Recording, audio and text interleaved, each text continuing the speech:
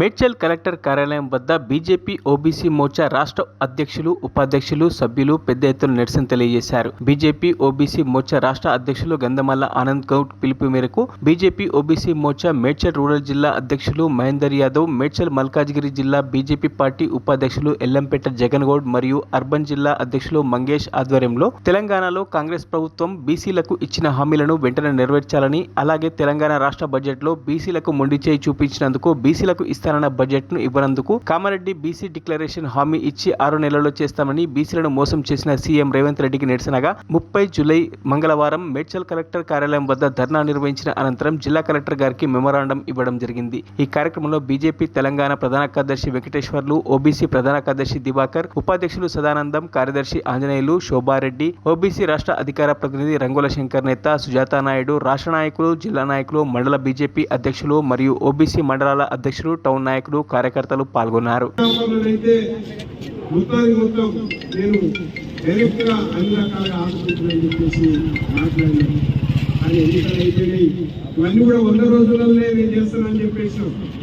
Kamareddy declaration నువ్వు నీ పెద్ద నాయకుల ముందు అడిగి చేసినవా, అడగకుండా చేసినవా, నీ మేనిఫెస్టోలో ఎందుకు పెట్టావని చెప్పేసి ప్రశ్నిస్తావు.